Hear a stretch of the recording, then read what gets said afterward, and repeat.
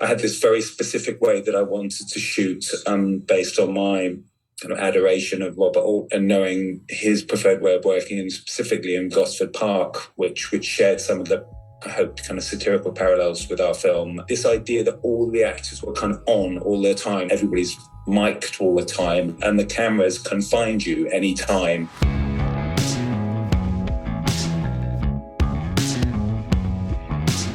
This is the Box Office Podcast. I'm Daniel Loria, the editorial director of Box Office Pro, the pulse of theatrical exhibition. Here once again with our co-host, Rebecca Pahle, deputy editor of Box Office Pro, and Shawn Robbins, chief analyst at Box Office Pro. In this week's episode, we've got a feature interview with Mark Mylod, the director of the upcoming Searchlight Pictures release, The Menu. And in our news segment, we will be going over the final box office forecast for the opening weekend of Black Panther, Wakanda Forever, as well as going over some details and news going around the world of theatrical exhibition. Shawn, Rebecca, welcome once again. I hope your weekend was better than mine. Yeah, I would have hate to be a Phillies fan in Philly when the Phillies lost the World Series. I don't know if I would wish that on did anybody. That happen? Did that happen this weekend? I think we need our lap to gloat here after last week, Daniel. That's fine, but it did hurt, and we're going from a very stressful World Series to now you've got the NFL heating up. You've got the World Cup about to start. Shawn, it's going to be a lot of competition for movies hitting theaters in the world of sports this month of November. And I say that because before we get into that part of the conversation, we've got a huge movie opening this weekend with the release of Disney's Black Panther, Wakanda Forever. Guys, there's so many dimensions around this movie, but let's start with Shawn talking about that opening weekend forecast, because that's the one thing that our partners here in exhibition are really questioning. Where is this movie going to fall? Days out from the opening, Shawn, what's your range for this title? I think at this point, to me, on the bottom end, 170 feels like a safe zone. And that's really kind of baking in maybe some expectation of the long runtime playing a factor, as well as we're still waiting to see what critics' reviews really are. We've seen social media reactions, but we can really get a better gauge on that audience potential, because kind of what happened with Doctor Strange was that movie had $200 million opening potential. And within days of its release, reviews were not so great, at least not on typical Marvel upper echelon levels. So I think 170, though, for Black Panther, considering all the factors going in, it's selling extremely well. Veterans Day is on Friday. That should boost some attendance with some schools out. We'll see where it goes from there. It really doesn't have a lot of competition. The first movie came out of nowhere and just blew away expectations. I would not rule out $200 million. I'm definitely on the bullish end of our 170 to 200-ish range. Now, Shawn, of course, Black Panther is the only film coming out in one release this weekend, because who else would want to compete with it? That said, I mean, we have Spielberg's The Fabelmans coming out. We have, a few counter programming options of the other films coming out this weekend. Do you see any potential breakthrough, or is it just going to be wall-to-wall Black Panther, Wakanda Forever in terms of box office? For the most part, I would say probably wall-to-wall Black Panther. The Fabelmans is the one exception. I would expect it to do pretty well in its platform release. Let's kind of look at recent films that have attempted a similar pattern. We've had a number of them in recent weeks, from Armageddon Time, Banshees of Inisherin, Tatar, several others. Till, I would include that as well. They've all basically opened in a similar range depending on the number of locations. The Fabelmans already has plenty of Oscar buzz, so I would expect it to stand out with prestige crowds this weekend. Yeah, it's going to be an interesting weekend, even as we see what we have from the holdover perspective. Last weekend, we had another repeat number one finish for Dwayne "The Rock" Johnson's Black Adam, which hit $18.2 million in its third weekend in release in North America. That movie is now up to $137 million. An anime title in second place with $9.3 million. That's One Piece film Red. That's another solid opening weekend for anime titles. And from then on, really, it's been no huge overperformers. Shawn, from your perspective, what can the holdovers bring to the market this weekend? They were important. I even look at something like Ticket to Paradise, which was only off 13%. That movie has really found its footing with adults. I think it will continue to do that through the holidays, especially Thanksgiving. That's exactly the kind of movie that I would expect to continue playing well. Even Smile after Halloween, only down about 27%. That really just speaks to how well that movie is connecting with horror fans. So even though we're still not quite seeing those grosses, and then particularly the number of releases hit pre-pandemic levels, we are seeing the staying power. And we're getting more and more of these releases as we go into the holidays and early next year. So this is still encouraging to me, even though we can't quite talk about pre-COVID levels just yet. A movie like Smile is going to be hitting 100 million domestic coming into its 7th weekend here in North America. That was a movie originally destined for Paramount Plus. That is also a movie that's crossed the 200 million mark worldwide. We're seeing the results of movies, even original IPs, that can work with an audience benefiting from that theatrical release.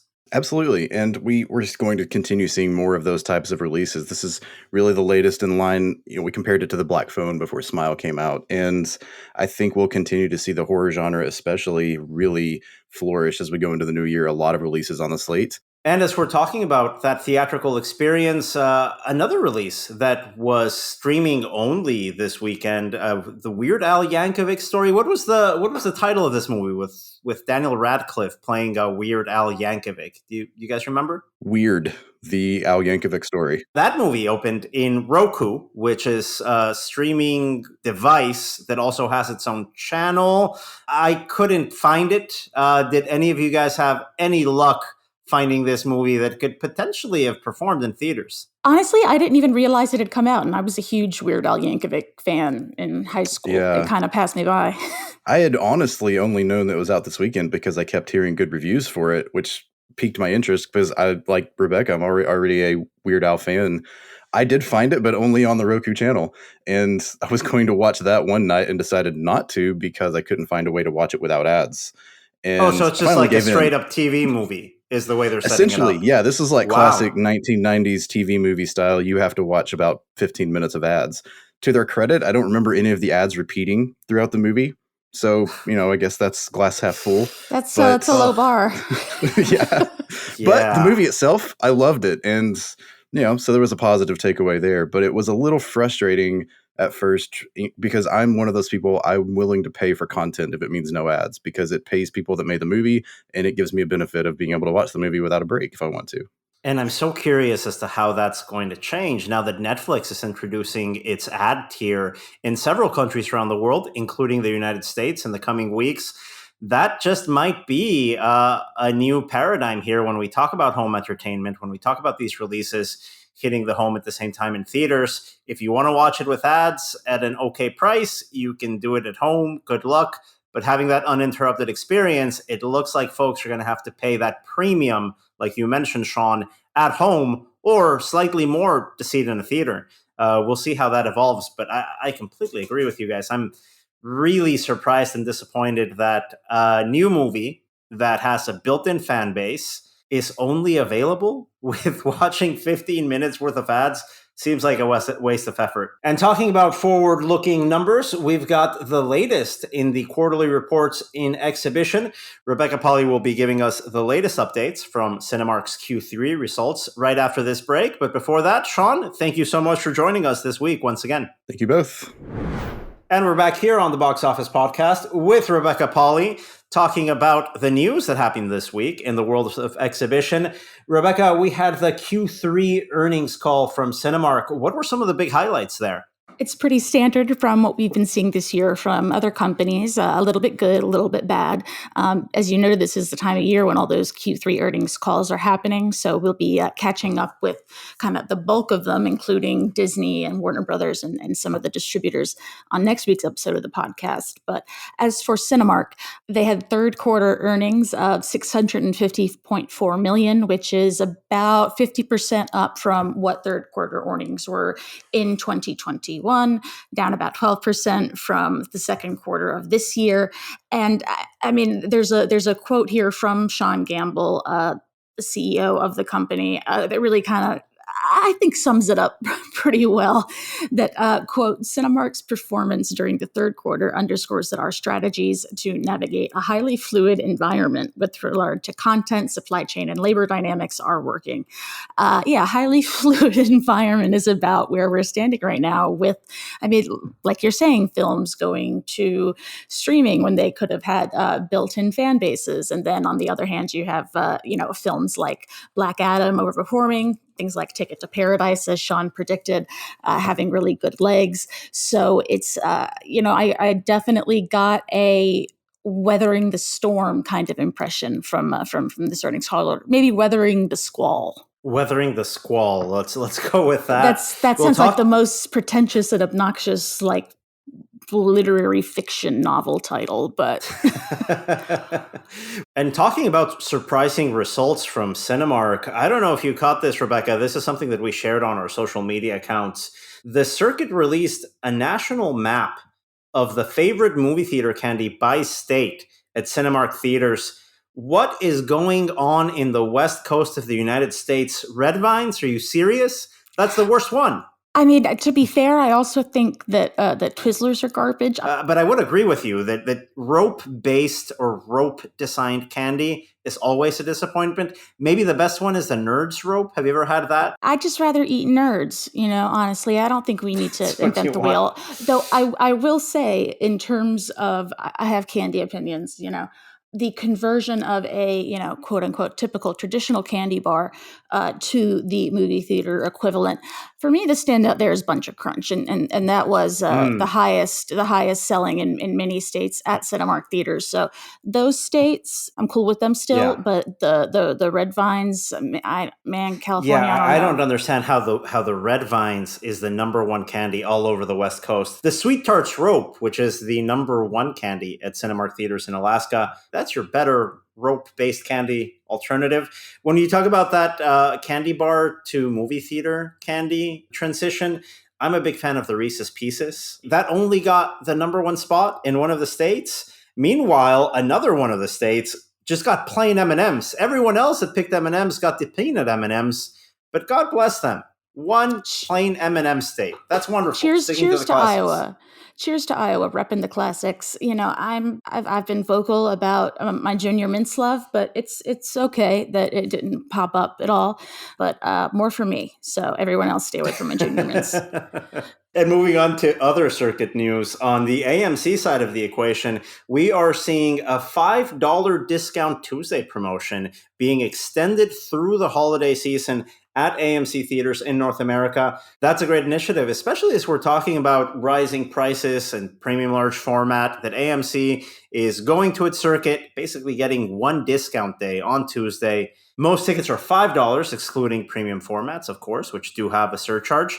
But it's a cool thing to do, especially through January 2023, when this promotion will end. Rebecca, everybody loves a discount day, but I'm not sure enough people know that this is around. A lot of theaters are doing these sort of initiatives. But, have been. I think it'll be interesting if we can kind of get granular on that data and see what impact this has on what movies. Obviously, the Avatars and the Black Panthers of the world are not really going to need any help. But we saw something like National Cinema Day, where cinemas, around the nation and happened in other countries as well, including AMC, had drastically reduced ticket prices, and we did see, in particular, family films really pick up. So. We've been talking a lot about how we can't just rely on tentpoles. Ideally, what this will do is help some of those non-tentpole titles keep some holdover action going. Lure some families in when they otherwise might have stayed at home watching Weird Al movies on Roku. No, it's always a good idea to help titles that aren't built to be blockbusters to have a day where audiences can take a little bit of a risk. Now, we know that subscription programs help in giving audiences a little bit more confidence in trying out a movie that they might not have regularly gone to. I think the $5 discount Tuesday concept is another great idea in that regard. Yeah, Daniel, there's really nothing sexier than a discount. On the other side of the AMC sexiness news of the week, AMC is partnering with Zoom to create Zoom rooms at AMC locations across 2023 in 17 major markets. You know what? It's not the sexiness of a good old discount or a Black Panther release, but we've spoken about the need for theaters to diversify and to offer their auditoriums kind of at off-peak times. So yeah, this will be like auditoriums between 75 and 150 seats. I mean, I can just speak for our own company meetings, Daniel. No offense to any of our bosses who are listening to this, but they would be much improved by popcorn and soda. Yeah, I would agree with that, especially at this point of the Zoom experience. It's a partial answer to a question that we asked at the end of last year. What's going to happen with private rentals? Private rentals came up as one of the biggest innovations, one of the best lifelines economically for theaters during the pandemic. We knew that with audiences coming back, the private rental business was not going to be as important as it was in 2020 and 2021. AMC here doing a partnership with Zoom that could potentially give a little bit more life to that private rental business. It'll be interesting to see how other circuits also adapt to extend that potential of private rental auditoriums moving forward. Now that actual movies are coming out and it's not possible to have those like rock bottom discount 2020 prices for private rentals, everyone's trying to crack that nut, I feel like, of how to make that affordable and accessible and attractive to customers who maybe want to come in on off-peak times. Though, of course, the number one thing that we would ideally have to create a consistent audience flow into theaters is just more movies, a wider variety of movies, more specialty movies, more big budget movies. Every kind of movie, we'll take them all. Yeah, and that leads us into the interview segment here in the podcast this week. My interview with the menu director, Mark Mylod, who's had an extensive career both in the movies and on TV. He's directed several episodes of Succession on HBO, one of my favorite shows on TV. He's taking a lot of those satirical elements from that show in this upcoming release from Searchlight Pictures, coming out next weekend, November 17th, in a film starring Ralph Fiennes and Anya Taylor-Joy. It's looked very interesting based on the trailers alone. I know folks that saw it over at Show East a couple of weeks ago in Miami really enjoyed it, took a lot from it.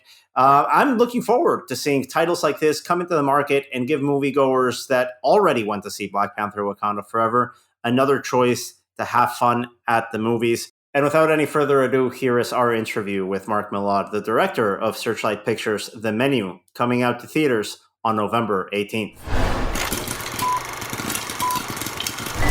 Let's get started, I guess, from the beginning, Mark, because obviously, knowing your career, you've been involved in directing satires with a little bit of an edge to them, especially on the TV side of things, but for film as well. I mean, Ali G is essentially a satire in itself, right? Of society, of media. Obviously, Entourage in its own way was a satire of a Hollywood that seems like it was ages ago, but still recognizable. And Succession, of course, from the media side of things. And I can tell you, being a business writer here covering the media side of things, it's a fantastic satire. Now you're going into a slightly different world here with fine dining and drawing different elements from finance, from tech.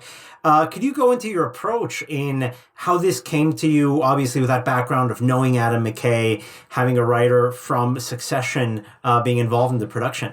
Yeah, I worked with Will Tracy, the co-writer of the script, along with Seth Reese. Will and I worked together on an episode of Succession in season 2 called Turnhaven. It was an episode set with 90% of which was set around a big dinner table with a lot of people arguing and a lot of subtext and a satirical side to it. And we just loved working together. We had a great time. And a few months later, Will told me about the screenplay and asked me if I'd take a read, which I did, and was bowled over, first of all, by how much fun it was, and secondly, by just the incredible kind of amount of lovely kind of left field twists and turns that the screenplay took. And I suppose most importantly for me, kind of thinking, oh, could I maybe direct this, was this beautiful blend of tones, a really quite unique tone, which the best of which I've been able to do so far is kind of a dark comedy thriller satire, I suppose, but which I'm always terrified that as soon as I say the word satire, that people think it's very dry, and it isn't. I hope it's a really fun ride, and so where we do hope to kind of have a bit of a poke at the exclusivity of that world, and by extension our society, hopefully, that is just part of the ride and part of the fun. So I went back to Will and said, hey, I really like this, I think this and this and this. We started talking. Before I know it, I'm chatting to Adam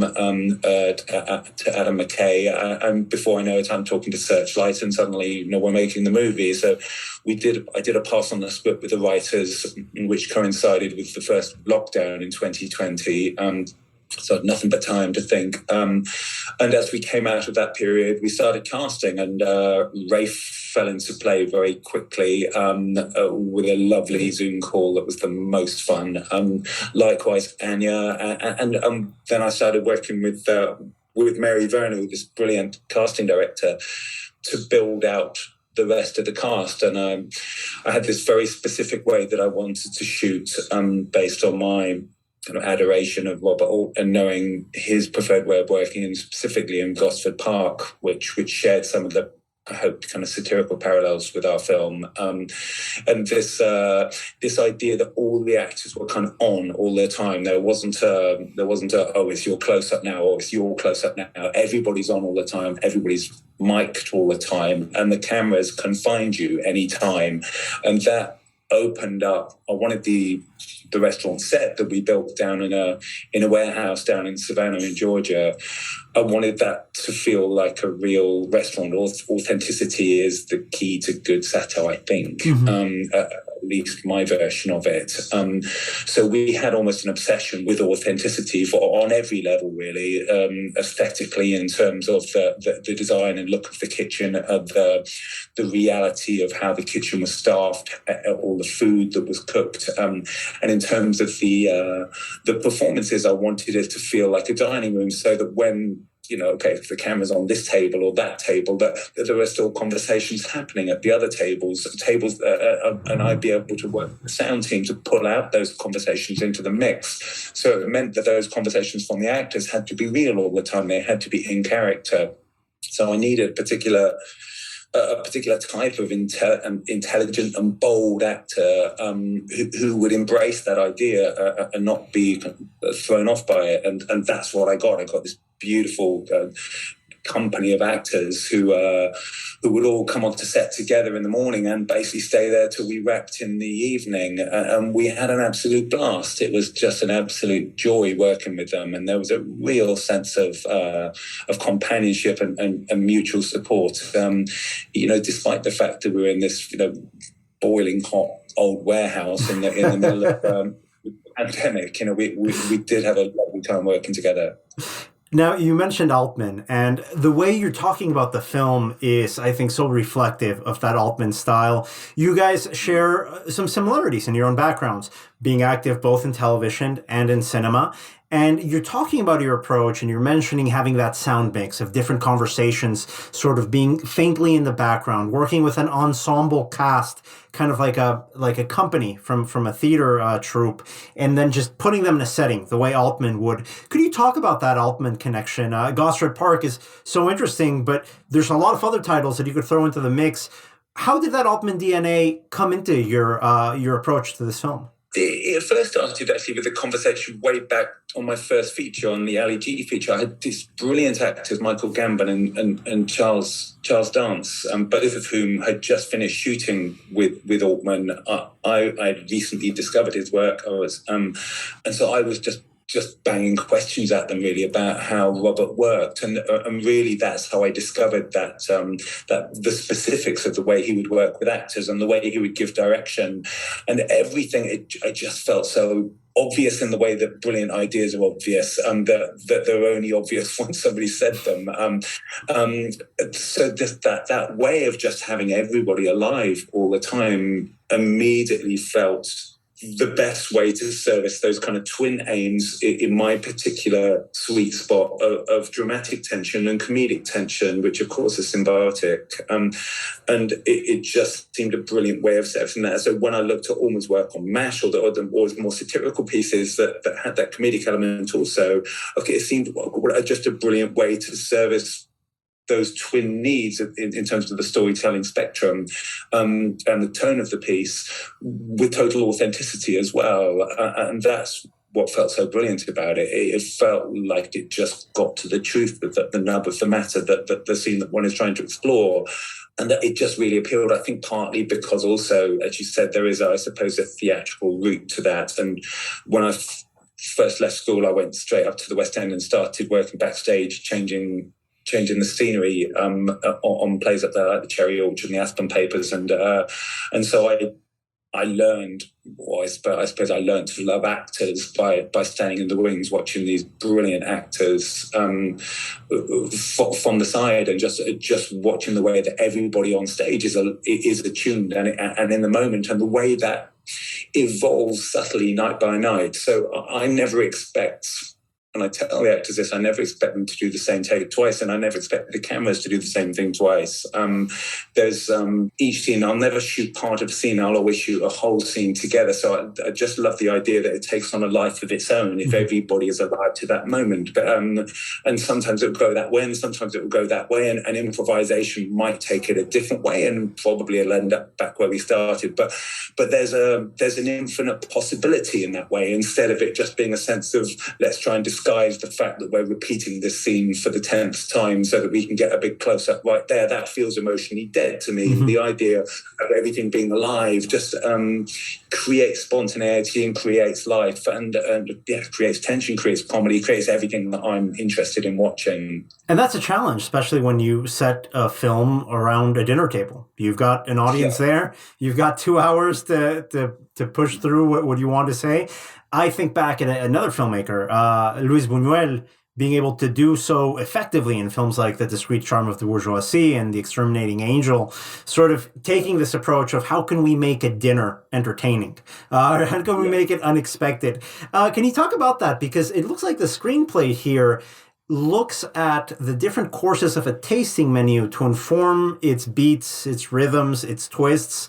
Can you go into that challenge as a filmmaker tackling, I've got 2 hours, let's make this dinner interesting? Yeah, it's funny you should mention The Exterminating Angel and Buñuel. That was a huge influence for me. I watched it years ago, and almost as soon as I read the menu for the first time, I went straight back and watched it again. The thing that I took away, apart from this, such a brilliant film, the biggest chunk, I suppose, I took from it was this sense of the guests, their sense of culpability, really. That's what was, I think, unique and extraordinary, albeit in a much more kind of surrealist setup with The Exterminating Angel. But I found that incredibly helpful in terms of the arc of the diners in the menu. We could put them in as stereotypes or archetypes in order to support our central, thesis, the duel between Anya and Chef's character, and that meeting of minds, and all those satirical and fun elements and the thriller genre elements.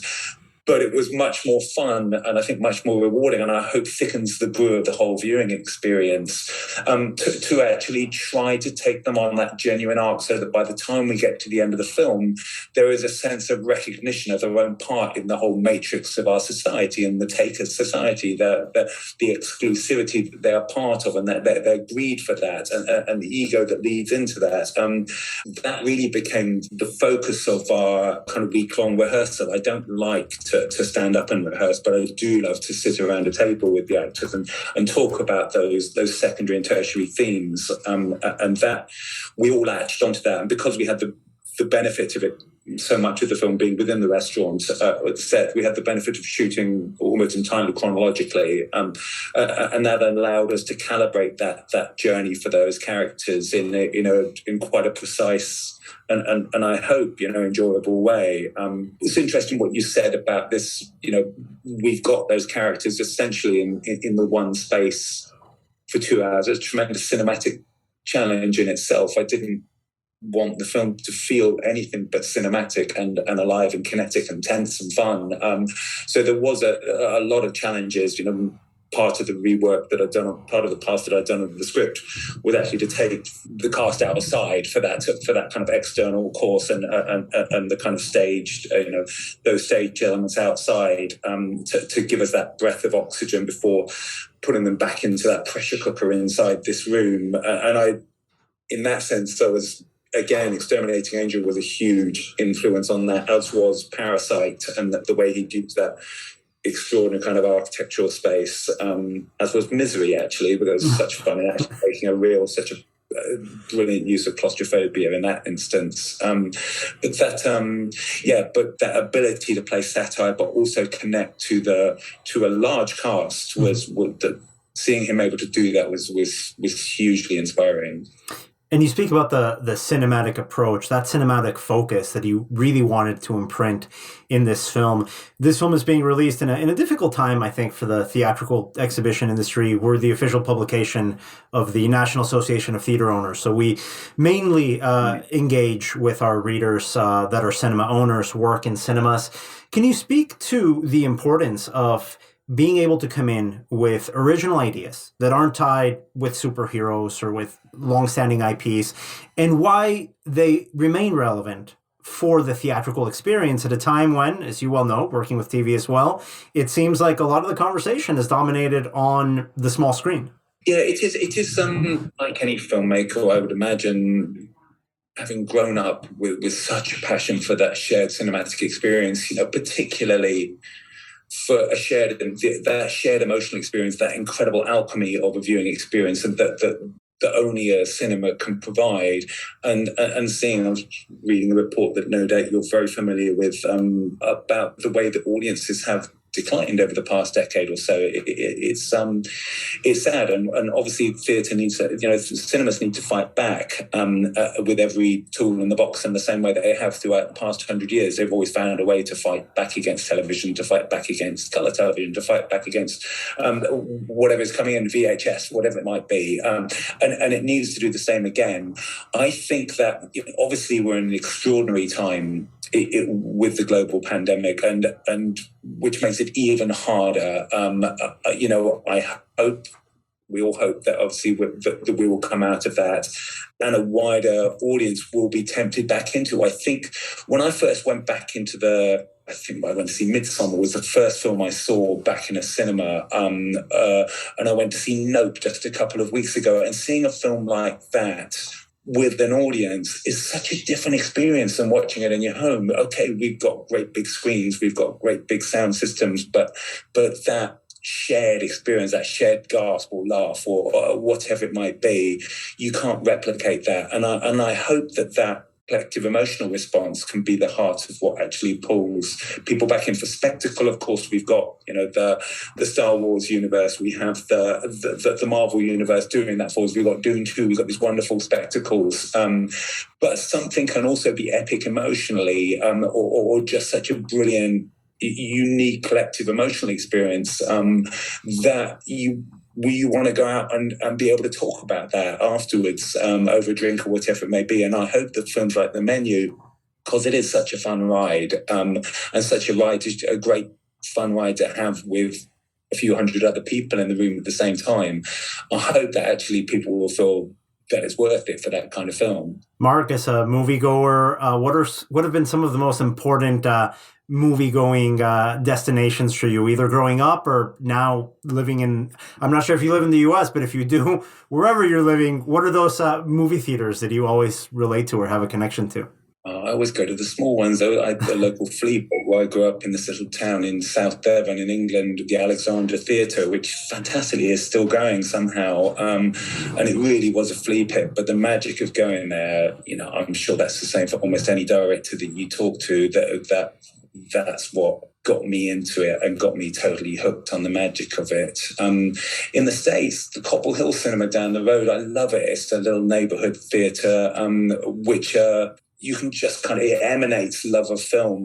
I go up to Woodstock a lot, upstate, and the little Woodstock theatre that I saw a note there, as I said earlier, a couple of weeks ago, and it was such a joy to sit in there. Yeah, it feels like a room where magic can happen. I know that's a whole old cliche, but I don't know how else to say it. It's a beautiful space to be in.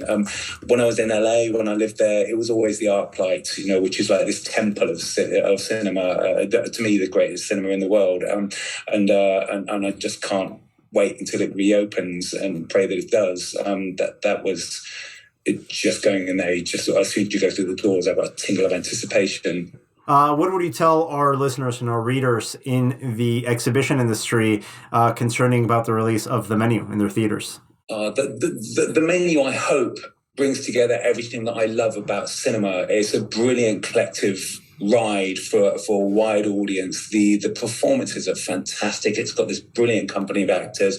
It's beautifully shot. It sounds amazing. The cinematography, the soundtrack is fantastic from Colin Stetson, did a brilliant soundtrack.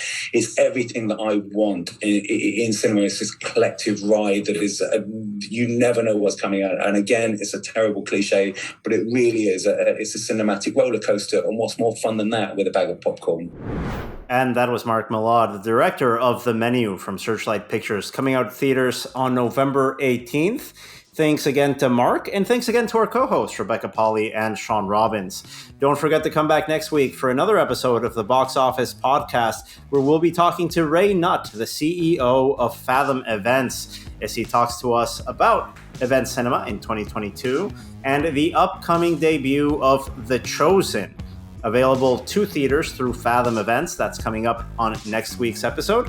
Rebecca, Shawn, Mark, thank you so much for joining us, and thank you again to our audience. The Box Office Podcast is produced in collaboration with Box Office Pro, the Box Office Company, and Record Edit Podcast. New episodes out every Thursday. Don't forget to subscribe, and we'll see you again next week.